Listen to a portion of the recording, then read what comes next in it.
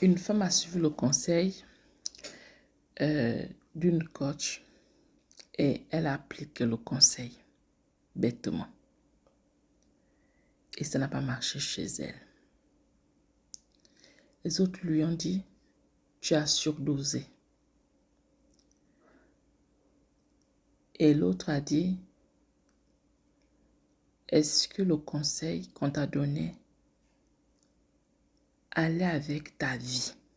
Et c'est là où je veux rebondir. Effectivement, tout conseil n'est pas bon à appliquer, même si la situation qui a permis qu'on puisse sortir ce conseil-là, donner ce conseil-là, c'est la même situation que tu as vécue.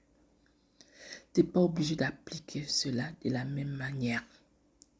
Avant d'appliquer un conseil, demande-toi où tu te trouves, demande-toi qui tu es. Et si c'est, je prends un exemple, genre un problème d'infidélité ou un problème de gestion de famille, un problème qui implique d'autres personnes, donc en dehors de toi, tu es impliqué, mais ça implique d'autres personnes, commence par chercher ta position dans la vie de ces personnes-là, ces autres personnes qui sont impliquées dans ce problème. Tu as cherché la solution, tu es allé chez une coach ou un coach, un psychologue également, tu es allé chercher la solution chez eux. Quand tu vas chercher la solution chez ces personnes-là, parce que ce sont des personnes ressources, tu vas voir ces personnes pour pouvoir résoudre ton cas. Parce que tu sais que ce sont des personnes qui ont déjà résolu des milliers de cas. Tu fais confiance à ces personnes. Quand tu y arrives, on te donne un diagnostic. On te donne... C'est pas la science infuse.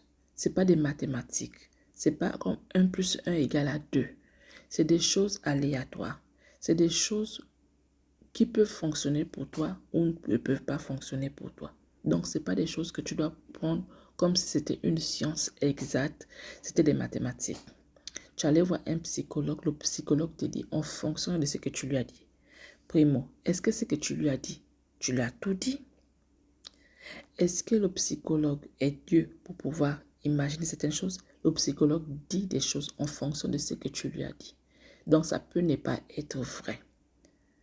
Maintenant, c'est à toi de prendre ce que le psychologue te dit et de voir si ça coïncide vraiment avec ta vie.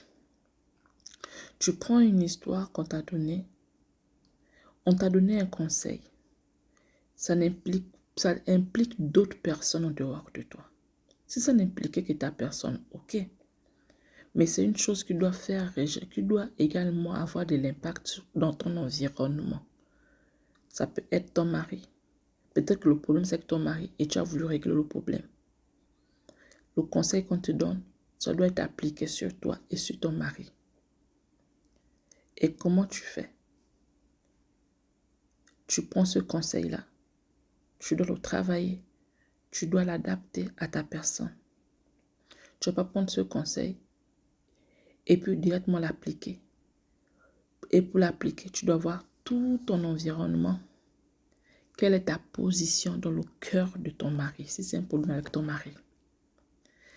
Quelle est la place que tu occupes dans le cœur de ton mari présentement? Peut-être que présentement, c'est vrai, c'est ton mari, il t'a tellement aimé. Peut-être qu'en ce moment-là, il ne t'aime plus. Peut-être qu'en ce moment, à cause de ce que tu as fait, il y a eu un détachement. Mais est-ce que tu vas agir de la même manière que comme lorsque vous avez recommencé votre relation? Non. Il faut être smart. Il faut réfléchir. Tu comprends que bon, en ce moment, il y a une situation qui a fait qu'il y a un détachement. Il y a une distance dont je n'agis pas comme on m'a dit. Parce que si j'agis comme on m'a dit en ce moment-là, je risque de ne pas avoir ce que je veux. Je risque de ne pas atteindre mon objectif. Parce que j'ai un objectif déjà présent. Tu pars voir un médecin, tu pars voir un psychologue, tu pars voir un coach. Toi, tu sais ce que tu veux.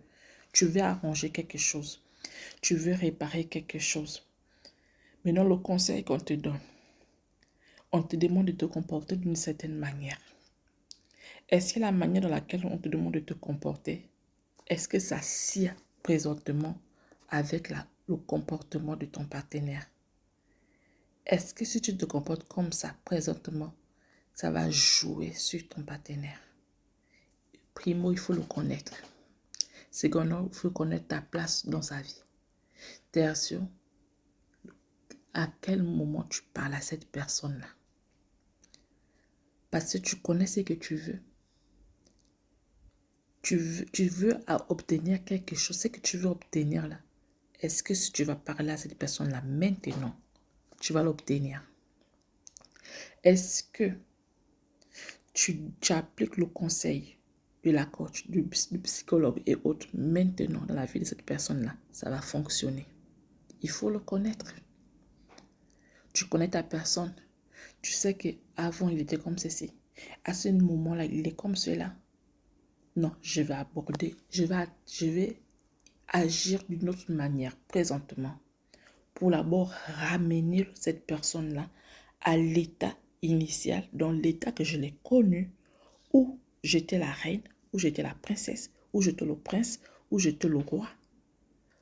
Je ramène d'abord la personne à ce niveau-là, à ce niveau où je peux facilement l'utiliser, pas péjorativement, à ce moment-là où je peux, quand je vais dire quelque chose, je sais que l'oreille sera attentive pour m'écouter, pour obéir et pour faire ce que je veux.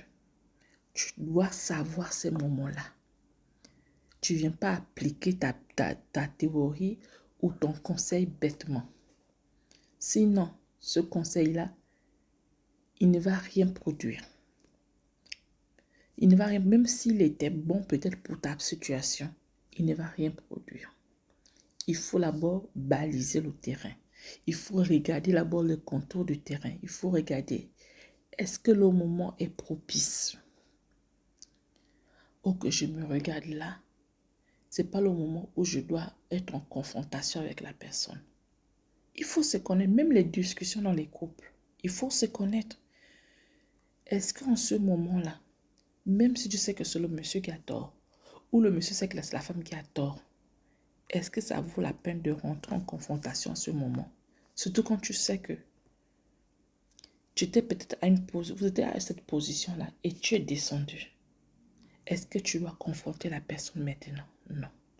Il faut d'abord chercher à récupérer ta position initiale. Celle-là que tu avais et que tu savais que là, quand je parlais, le monsieur là m'écoutait. Quand je parlais, cette femme-là m'écoutait. Tu reviens d'abord à ce niveau-là.